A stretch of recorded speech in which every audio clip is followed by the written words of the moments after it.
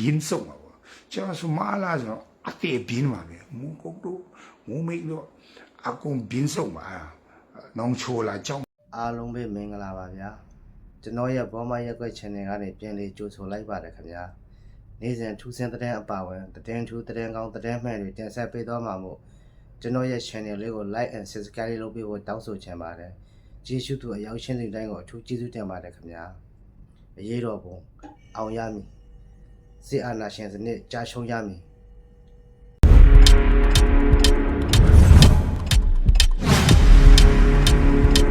ဖြစ်မှာမင်းခုနှစ်9ရက်နေလာမသိအပြက်ဖြုတ်ခဲ့တာဒီကူကောင်အမျိုး3ခါနေမှာအဲ့ဒီတမဟာ4ခေရေကနေထမင်းတင်ကျွေးထားပြီးအဲ့ဒီမုံကူဒေတာမှာပေးနေထားခိုင်းပြီးပြန်နေပြီးမူးဖွာလာတာဒီ MND ဆိုကူကောင်ကဝါနေမှာတဒေတီပြီးမွေးလာမှုကချင်ခေရေနေမှာတဒေတီပြီးခေရေကနေပြန်ပြီးမှအာမွေးပေးလိုက်တာအဖွဲ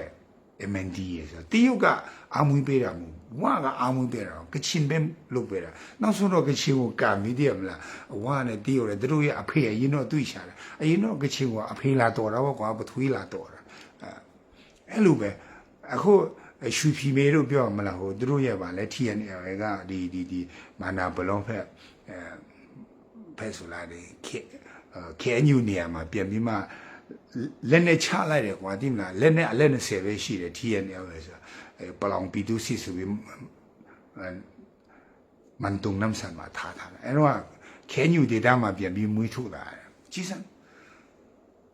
ဟောကချင်ဒေတာတမဟာတုံဝါရဘူမာ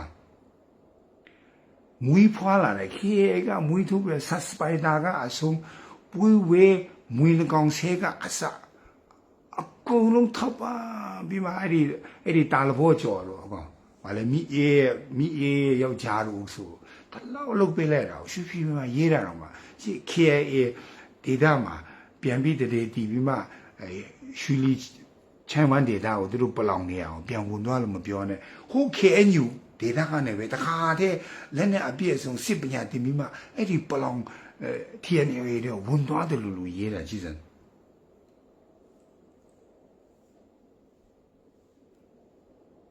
အဲ့လိုမျိုးဇလန်တိတယ်ခေရက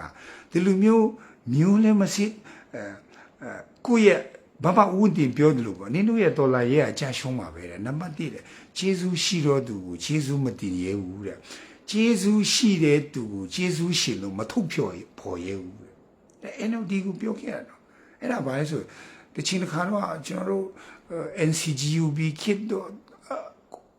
ကိုယ်စေအာနာတင်ခါရတဲ့နောက်ပိုင်းမှာကရင်ဒေတာတော့တိုင်းသားဒေတာတော့မှရောက်သွားပြီးမှနောက်ဆုံး NLD အာဏာရလာချိန်မှာဒီတိုင်းသားတွေကိုကျေးဇူးမတင်တော့ပြည်ထောင်စုလူချင်းငါတို့ NLD အောက်မှာကိုငါတို့မင်းတို့ရဲ့ Federal ကိုဟိုပေးနေတာငါတို့ NLD ဆိုပြီးထားပြောတော့ဘာမဦးဝင်တင်ဆိုမတ်တက်ကိုမရဘူးဥကူနီလို့ဆိုမတ်တက်ကိုမရဘာမဦးဝင်တင်ဆိုအစ်စေးထိုင်တယ်မင်းတို့အကြရှုံးမှာပဲ NLD မင်းတို့ကကျေးဇူးရှိတော့သူကိုနင်းတို့ကမဖော်ပြရဲအဲ့လိုမျိုးပုံစံဒီပလောင်နဲ့ကုကံလို့ KA ကတီးလို့30ခုမှာပတ်ကုန်ပက်တယ်30ခုမှာအဲ့ဒီ NUG ကအဲ့လိုမျိုးလူနဲ့ကျေးဇူးတရားကိုမတိတတ်တဲ့လူတွေထမင်းကျွေးတဲ့လက်ကိုပြန်ကြိုက်တတ်တဲ့လူတွေနဲ့တတိမမနဲ့လူတွေနဲ့တွားပေါင်းတော့ဒီနဲ့လာရှုပြန်ပေးခံရတယ်ဒီနဲ့မိုးကုန်းတောင်းနဲ့နှုံရှုတောင်းနဲ့ကြောက်မဲတောင်းနဲ့ဒီဘောတောင်းနဲ့ကျွန်တော်ကမြင်အောင်လဲဆိုလဲဘဲမဲ့ကုကံလိုမျိုးတရုတ်ရဲ့မရပါသားမဟုတ်ဘူးမရင်ငယ်သားလိုမျိုးကြောင့်ပဲဆက်ဆံတယ်ဒီဖေးမပေါ်ပဲမွေးလာတဲ့တရုတ်ရဲ့မင်းလူရတဲ့ဒါမရပါသားဟောဘဲသူပထွေးလဲအဲ့လောက်ဂယူဆိုင်မှာဆိုဘင်းစုံပါဘောကျွန်တော်စမလာဆိုအတေဘင်းပါပဲမူကုတ်တို့မူမိတ်တို့အကုန်ဘင်းစုံပါနောင်ချိုလာကြောက်မင်းလာဒီဘောလာနားမလဲဘူးဘင်းပလိုက်မှာဘာလို့သူ့မှာ background မရှိဘူးကျုံသားတော့ခမရှိဘူးရှမ်းနဲ့လည်းမတည့်မမနဲ့လည်းမတည့်ကချင်နဲ့လည်းမတည့်ဘသူနဲ့မှမတည့်တဲ့လူမင်းအဲ့လိုမျိုးလူမပြင်းငါလာပဲလေသူ့ကိုထောက်ခံမဲ့လူမှမရှိတာစာမတတ်ပေမတတ်တာပြန်အကုတ်လာမှာပြန်ဆွေးနေမှာအောက်ကုတ်လာမှာဆွေးနေချက်အဖြစ်ဘာပေါ်မလဲဒီလားဝေစားမြစားဒီကောင်တွေက မုန်းကူကိုမင်းတို့စစ်တပ်နဲ့ငါတို့ဝေစားမြစားမူးမိတို့ဝေစားမြစား နောင်ချိုဒီဘောကြောင့်မဲလေသူတို့ဝေစားမြစားလို့ချင်တာနှွေဦးတော်လန်ရေးကိုအာနာရှင်ပြုတ်ချရေးကိုတိုက်ချင်လို့မဟုတ်ဘူးဆိုတော့ဒီလိုမျိုးလူတွေနဲ့တောက်ပေါင်းတဲ့ NUG ကနှွေဦးတော်လန်ရေးကိုဥဆောင်တယ်ဒီမျိုးလူတွေကရှေ့တန်းရောက်နေကြည်စံတခိုးချဘိုးတွေဥဆောင်တယ်ဒီအဖွဲ့တွေဥဆောင်တယ်တော်လန်ရေးကအောင်နိုင်ပါမလားဒီလိုမျိုးလက်သုံးချောင်းထောင်ပြီးအလူခံစားတဲ့လူတွေအစေးတလိုက်လူရိုင်းတွေဟာကျွန်တော်အနော်လေအယူကြီးနဲ့တွေ့သွားပြီဆိုမြင်းတမီမြင်းသားအဆူတော်ကအစဟိုမော်ဒယ်ဘွိုင်းမော်ဒယ်ကျောင်းအဆုံးဆေးလီတွေဆိုအကုန်လုံးကဟာလူလင်းလူညာတခုချဖို့ဖြစ်သွားတာဟာနေနေနော်အရေးချင်းတော့မဟုတ်ဘူးနော်ဒါမျိုးလူတွေကဥဆောင်တဲ့ဒေါ်လာရဲ့ဘယ်လိုလုပ်ပြီးမင်းအောင်လဲကိုဖြုတ်ချလို့ရမလဲကျွန်ပြပြမယ်ဒီလိုလူတွေဥဆောင်တယ်အကြည့်အခုကုကံဘက်ကီယာသူအခုသူတို့ကဟိုဥပမာကုကံဆိုနံပါတ်ကနေဖြတ်တယ်ဟိုကချင်တော့သူတို့ကုကံကိုပေးဖြတ်တယ်ရန်တုံမို့အဲ့ဒီကုကအင်ဂျီဝူပြီးစစ်သားတွေပါလာတယ် TNL အင်ဂျီဝူပြီးမှစစ်တပ်ကလူတွေပါလာတယ်သူတို့တွေထောက်လာရင်နေမင်းထောက်လာတယ်ဟိုမှာချတော့မယ်ဆိုကုကအင်ဂျီချွတ်လိုက်ပြီးမှဒီလူတပ်မဒင်းတမတော့အင်ဂျီဝူပြီးဆိုဘယ်လိုလုပ်မလဲဒါမျိုးလူနဲ့ပေါင်းနဲ့ရှမ်းမန်းစစ်စီရင်ဘလုံးပြေးပြောလိုက်တခုချဘူးကငါတို့ဟာတဲ့ FN6 ဘာလဲညက်ကင်းရှေ့မရှိရဘယ်နဲ့ဟုတ်တယ်မလားအမေးတာတိလားအင်တာဗျူးဖြေလေနီးပညာဝန်ချီဆိုတာမသိဦးတိလားဟုတ်တယ်မလားမရှိတော့ဘယ်ဟုတ်မလဲရှိတာဟုတ်တယ်မလားကျွန်တော်ရှေ့လေပြစ်ချပါဒီလိုမျိုးလူလင်းနေတယ်အော်မရှိဘူးပြောပေါ့ဝေလို့မရဝေလို့ရတယ်သူ့ရဲ့တပည့်တာဝန်ထမ်းဆောင်နေပြီဒါကလင်းနေလို့ခေါ်တာဒါအစိုးရမမြင်ဘူးအဲ့မျိုးလူတွေဥဆောင်ကြည့်စမ်းဒါမျိုးလာနေပြီတာ I'm on my way to Mandalay နေတာကဟိုအမေရိကမှာအမေအကြောင်းကျွန်တော်ဗမာလူထုတွေလဲမပေါ်ရများတယ်အဲ့မျိုးအမေရိကမှာနေပြီးလဲဟိုအကျွေးနဲ့ဝေထားတဲ့ကားတစ်စီး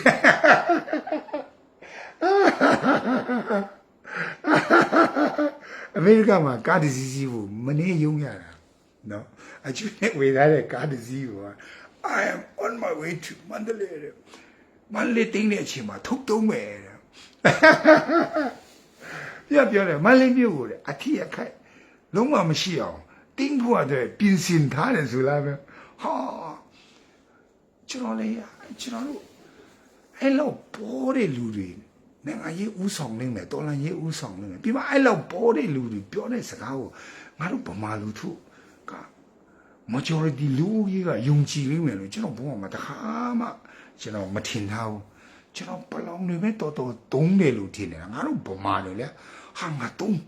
ဟာတကယ်ကွာမင်းတကယ်ကွာတိမလား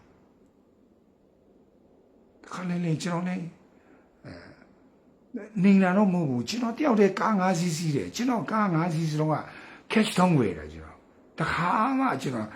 installment နဲ့မဝယ်ဘူးပတ်စံမရှိဘူး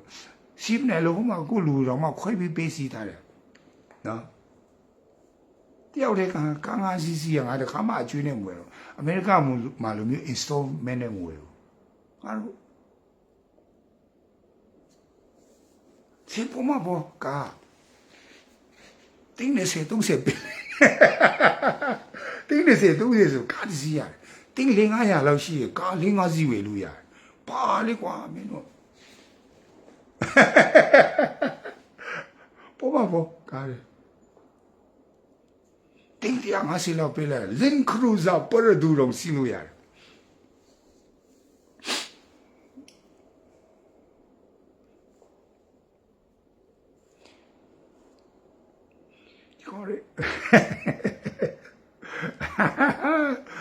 အမေရိကန်နေပြီ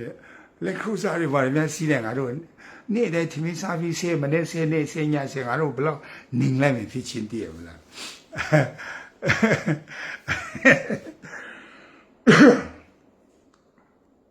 ချင်းမမို့မအောင်ဆောင်ဝဲရမယ်လေဂီနီဖက်ပေါ့ဂီနီဖက်ပေါ့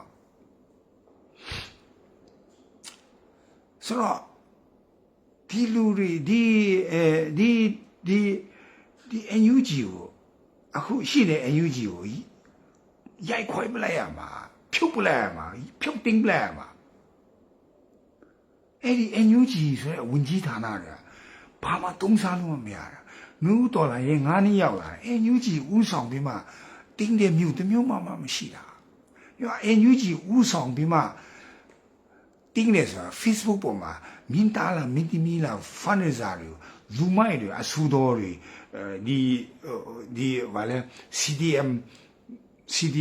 ပလင်းကွဲလေးတွေကိုစူပလင်းကွဲအခုလို့ဆိုပြီးလူမိုက်ဆိုပြီးမှ online ပေါ်တော့ဟိုလူဒလန်ဆူဆွဲ live fight ဒီလူဒလန်ဆူဆွဲ live fight နဲ့အဲ့ဒီမျိုးအဖွဲ့အစည်းလူမိုက်ကြီးတို့ကပတ်စံပေးရှာဆိုဒီ NUG ကိုဒီတိုင်းဒါဆက်သွားရင်မြင်အောင်လည်းဘယ်တော့မပြုတ်ကြအောင်မှတ်ထားကချင်သာလွတ်တော့မယ်ရခိုင်သာလွတ်တော့မယ်စကိုင်းတိုင်းအထက်ပိုင်းသာလွတ်တော့မယ်မင်းအောင်လည်းလုံးဝမပြုတ်ကြစေရအခါတတင်းပြောမယ်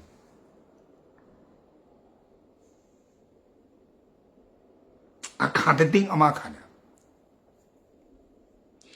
ဒီလိုမျိုးတခုချဘူးတွေလူအရိုင်းအဆိုင်တွေအစေးတလိုက်တွေတခိုးတွေလူလင်းလူညာတွေဥဆောင်ပြီးမှတာဒီဒေါ်လာရဲ့ကိုဥဆောင်ပြီးဒီတိုင်းNUG ကိုအစနဲ့ပြန်မတီဆောင်နဲ့ဒီတခိုးချဘူးလူလင်းတွေဥဆောင်ပြီးမြင့်အောင်လဲပြုတ်ချဘူးဆိုတာနောက်နှစ်တရာလည်းမဖြစ်နိုင်ဘူးသူတို့ဒါတည်တော့လုံးဝမဖြစ်နိုင်ဘူးမှတ်သားဒီတခိုးချဘူးလူမိုက်လူရိုင်းတွေအစေးတလိုက်အရိုင်းအဆိုင်တွေဒီလိုမျိုးဆယ်လီလူရိုင်းတွေဟုတ်ပါသူတို့ပလင်းကွဲတွေမှာ CDM ဆိုတော့မှလည်းရုပ်ကြမ်းကြမ်းရင်းရင်ထိုးထိုးတွေသူတို့ကမယူဘူးအယူကြီးပလင်းကွဲလေးတွေပဲယူတာ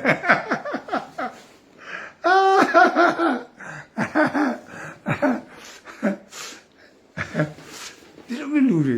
တည်ရမလားဟိုကိုဗမာ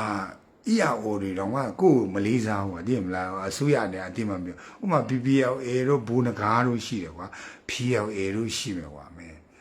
တခြားကျွန်တော်တို့ PDF တွေရှိတယ်ဒီနာမည်ထွက်နေတဲ့လူတော်မှာမလေးစားဘူး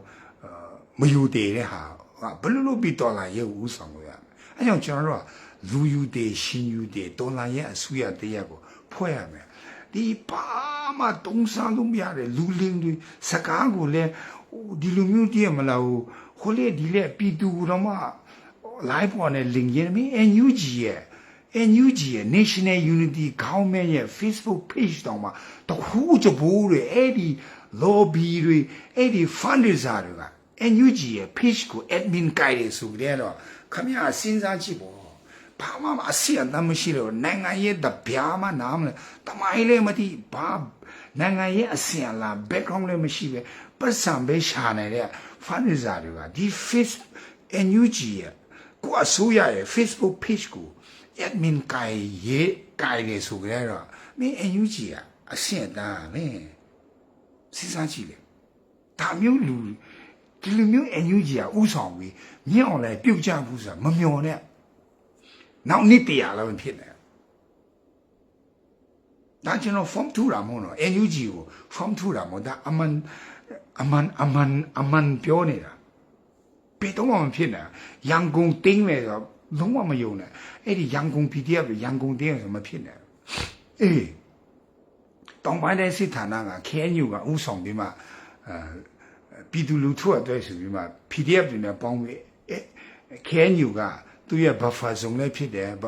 KNU ရဲ့ buffer zone ကတောင်ငူတို့ပဲခူးတို့ရန်ကုန်တို့ကသူမလို့မရအဲ့လိုပဲရခိုင်လည်းသူရဲ့ buffer zone ကမင်း AOD တို့မကွေးတို့ပဲခူးတို့တော့မလို့မရအဲ့လိုပဲကချင်လည်းသူရဲ့ buffer zone ကစကိုင်းတို့မလို့မရဆိုတော့ဒီကချင်တွေချင်းတွေရခိုင်တွေကရင်တွေကဥဆောင်ပြီး PDF တွေနဲ့တိုက်သွားလို့မြင့်အောင်လည်းကပြုတ်ကြကောင်းပြုတ်ကြသွားနိုင်ပြီမဲ့NUG လို့များသုံးစားလို့မရတယ်ဒီဝန်ကြီးဌာန16ခုဖွဲ့စည်းတာဒီ NLD တဖြစ်လေဒီလူတွေနဲ့ဥဆောင်တဲ့လူတွေသူတို့ဥဆောင်ကမြောက်လည်းကိုဖြုတ်ချမှာဆိုတာအရီမတီယာမျက်စာဖျားပြန်ပွင့်လာလိမ့်မယ်မြောက်လည်းဘယ်တော့မှပြုတ်ကြ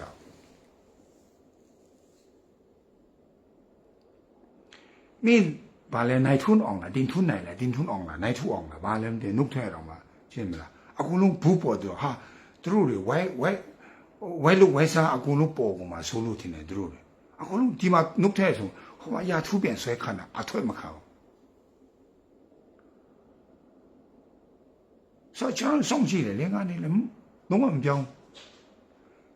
ဆေးနေတော့ပဲရိုင်းနေတော့ပဲမရိုင်းအောက်တန်းကြနေတော့ပဲလိန်နေတော့ပဲကြည့်နေတာကျွန်တော်တိတ်မပြောချင်လို့ဟို form 2လို့ဖြစ်မှာဆိုလို့တုံးစားလို့မှမရပြုတ်ပြင်ပြောင်းလဲရေးလည်းမလို့ကိုတဘောနဲ့ကိုတာဝန်ကိုမယူလဲနှုတ်ထွက်တာလည်းမရှိ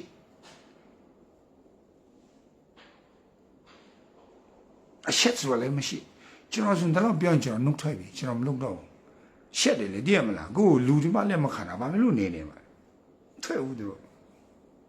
နေလာလောက်ပါလားလို့သူတို့မဲနင်းကဘယ်သူခိုင်းထားလို့လုံနေလဲနင်းကနေအစားချောင်လို့လုံနေမလားနင်းတို့ဝါပြီလေပြောချင်တာဒါတော့ရနေပြီချမ်းသာနေပြီမင်းတို့နိုင်ငံချမ်းလည်းရောက်နေပြီတကယ်လို့ Trump ကဖမ်းမပူဘူးဆိုရင်မင်းတို့အမေရိကန်နိုင်ငံသားဖြစ်မယ်မင်းတို့ကအမေရိကန် passport ကိုင်ပြီးနိုင်ငံတကာသွားရင်လူလေးစားတယ်တည်မလားကျွန်တော်ခရီးရနောကမှာဆိုဗမာပြည်မှာနေတော့ဘာမှအဖြစ်မရှိတဲ့ခရီးရတရားဟောဆရာတွေအမေရိကန်နိုင်ငံသားဖြစ်တော့ပြီးအမေရိကပြန်လာပြီးဆိုထိုင်းဝင်လာတယ်မလေးဝင်လာဗမာပြည်ဝင်လာတယ်ဒီကောင်ကောင်းကင်ဘောကဆစ်လာတယ်ကောင်းကင်တမန်လိုမျိုးငါတို့အဲ့ဒီငပိန်းဆိုတာခရီးရလောကမှာတပုံကြီးဟာဆရာနေကောင်းလားကျွန်တော်အတင်းတော့မှနှုတ်ပတ်တော့လာဝင်ငါပါလားဟာအထင်ကြီးတာလေကြည့်ရမလားဟောအမေရိကပြန်ငါတို့ခရီးရပါလေငပိန်းတွေအများကြီးရှိတယ်မတိပါအမေရိကပြန်လာပြီးအလူတွေစားရည်တွေများပေးလို့မျောလိလားမသိဘူးကျွန်တော်လေအဲ့ဒီအမေရိကဆရာတွေကြောက်စီလာနေကြအရန်ကြောက်တယ်ဘာလို့ဆိုရင်ကျွန်တော်ကအမေနဲ့သူတို့ပြန်သွားဆိုရင်ကျွန်တော်ထိခိုက်တယ်တိလားဒီကောင်ဒီစားရည်မှာအလူထဲအများဆုံးဒေါ်လာ100တန်3ရက်လောက်ပဲထည့်တယ်3ရက်ဒေါ်လာ300တည်းမဟုတ်ဘူးအားတော့များပြီပုံမှန်တော့ဒေါ်လာ100တန်တည့်ရပါငါတို့ဒေါ်လာမမြင်ဘူးတဲ့လူတို့သူတို့ထည့်တာဒါပေမဲ့ဒီမှာကိုအေးခံလိုက်တယ်သူတို့ဟောတယ်ငါပဲလေသူတို့ဟောတယ်ခါလဲကိုတောင်းကိုမရှိဘူးကားနဲ့လိုက်ဖို့လဲစီလဲမထည့်ဘူးဒီမင်းစားလဲဒီမင်းဖူးမရှိဘူးဟောတယ်ခါနဲ့စီဖူးနဲ့သူတို့ကျွေးရလမ်းပေးစားမို့တခါစားရင်ဒေါ်လာ450ကုန်တယ်450ပေါ့ရှင်းလိုက်ကိုကသူတို့ကိုပြုတ်စုလိုက်တယ်ဖုန်ကြီးဆရာဆိုပြုတ်စုလိုက်ဒေါ်လာ900သူတို့ကိုပြန်ပေးတာဒေါ်လာ100နဲ့ကိုရှုံးတယ်အဲ့ဒါခရီးရငပိန်းတွေကမသိဘူးသူတို့ကဒေါ်လာရမယ်များထင်နေတာမျိုးတကယ်အစီကိုလေလူလေးတွေဗုဒ္ဓဘာသာဖုန်ကြီးတွေအမေရိကပြန်နေပါတယ်ငါတို့ဗုဒ္ဓဘာသာဘယ်လိုမျိုးစစ်ဆန်လဲဆိုတော့ကျွန်တော်မသိဘူးအဲကြောင့်ကျွန်တော်မပြောရဘူးကိုတီးတဲ့ခရိယာကြောင့်ပြောတယ်ကလန်လွဲနေပြီဆက်တော့လားဆိုတော့ဒီမဟာလာပြုတ်ချလိုက်တဲ့နီးကတနည်းပဲရှိတယ်စစ်တာပုံမှန်တိုက်နေမဟာလာပြုတ်ချတယ်စစ်တာပုံမှန်တိုက်နေဟိုပလောင်ကိုပထွေးပြေးခေါ်လိုက်ပလောင်ကိုအမျိုးရောက်ဖားသွားတော်လိုက်ဟို MND ရဲ့ကုကံကိုအမျိုးသွားတော်လိုက်နေမလုပ်မိဖို့အရေးကြီးတယ်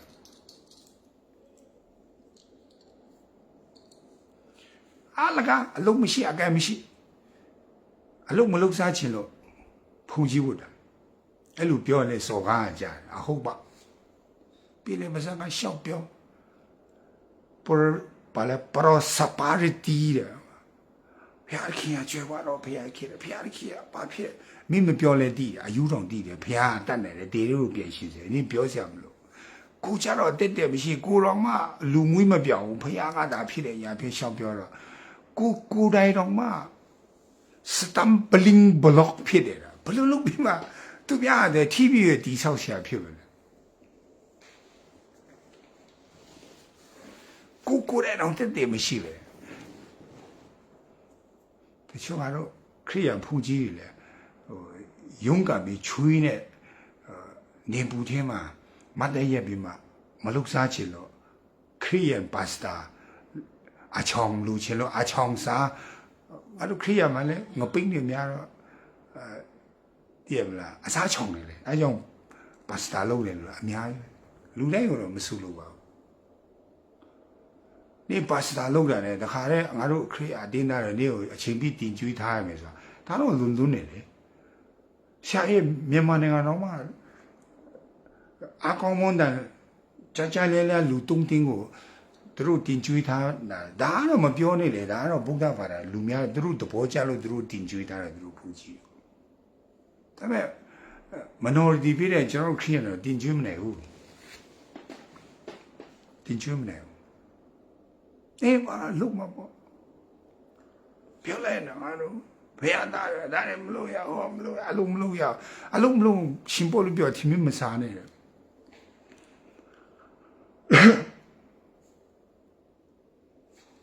ဒီဆရာကြီးထားတယ်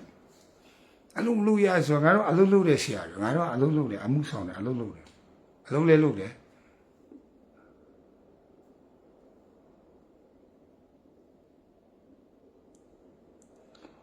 တူပဲအမေရိကပညာတော်တင်တယ်လို့ဘာလို့သွားတယ်အမေရိကကိုဆွေးနွေးသွားလေတယ်လို့ဘာလို့သွားတယ်ပြီးမှဟိုတကယ်ဆိုတော့သူတို့ဒေါက်တာဘွဲသွားယူဆိုသူတို့ရဲ့ပညာရှင်ကတမ်းမမီပါဘူး professor လိုက်တည်မလား platform colleague ပေါ့မစာပေးစာယူဒေါက်တာမျိုးယူအမေရိကရောက်ပြီဆိုတော့ဟော green card ပြေးလျှောက်ဟိုအကုန်လုံးရှောက်မပေးတော့ရန်ဖြစ်ကြဟောဖျားကြောင်းဒီမှာ Friday နေ့ပလေးကြတဖွဲနဲ့တဖွဲချကြ哦，是吧？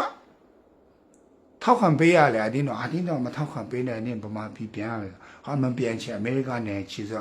green card 其实呢，眼皮家了，是嘛是，俺都去了呢，亲马来西，个亲马来西的，个亲马老老来的哇哦，USA 啊，KBC 俺都个亲 KBC 的话，啲 green card 其实呢，阿的他呢，啲东西呢，那半弄的咯，啊，加米咯，你嘛阿的啦都的。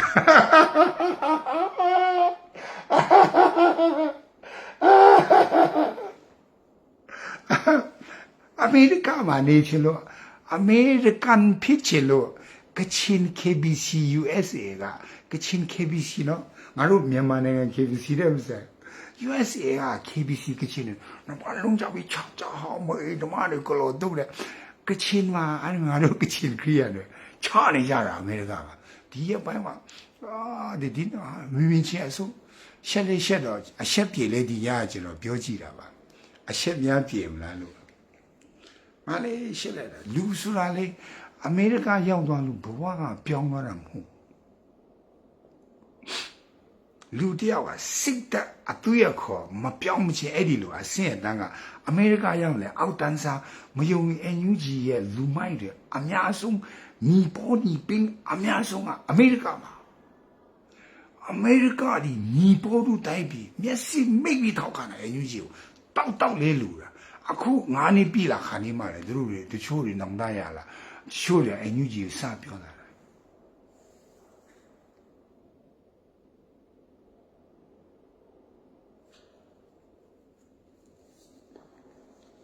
ကျစံအမေရိကရောက်တဲ့လူတရားအဆင့်တန်းမြင့်သွားတာမဟုတ်အဲ့ကြောင့်တရားဟောရခြင်း28မှာဘာပြောထားလဲကျွန်တော်ခဏလေးအရေးကြီးတဲ့ကိစ္စထပ်ပြောဂျားထဲမှာကျွန်တော်ဒါဘုဒ္ဓ general knowledge ပြောပေးတယ်တစ်ချက်လောက်ရှင်းပေးဦးအမေရိကဘာပြောလဲတရားဟောရခြင်း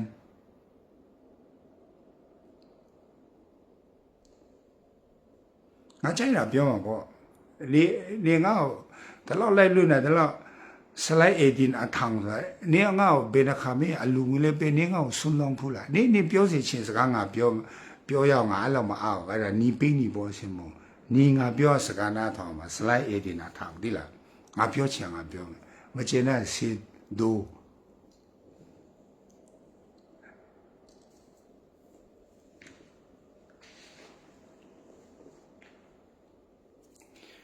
其实လူတရားတရားဟောရတဲ့နဲ့ဆက်ရှိမှာဗာပြောထားတယ်ဒီလားဖယားတခင်ရဲ့စကားကိုစစ်နားထောင်ရင်တောမှနေလဲမင်္ဂလာရှိမယ်မြို့မှနေလဲမင်္ဂလာရှိမယ်အင်းဝန်မှလဲမင်္ဂလာရှိမယ်အင်းအထွဲ့မှလဲမင်္ဂလာရှိမယ်其实မိဘူးချောင်းမှာပါမင်္ဂလာရှိမယ်ကွာပြောချင်တာပတ်စံအင်းမှာပါမင်္ဂလာရှိ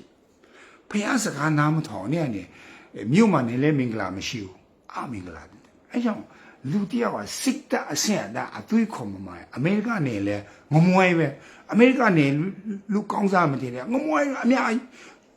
မစ်ကင်ဒီနေပြမှာနေဘတ်စကားဖူးတော့မရှိရေခဲတောင်လောက်မှာအလုတ်သွားချင်မှာအလုတ်တော့တပတ်မှာတရက်နေရပဲရှိပြီစပိန်နဲ့သွားနေတဲ့လူတွေရှက်ကီဘေးတွေတပုံကြီး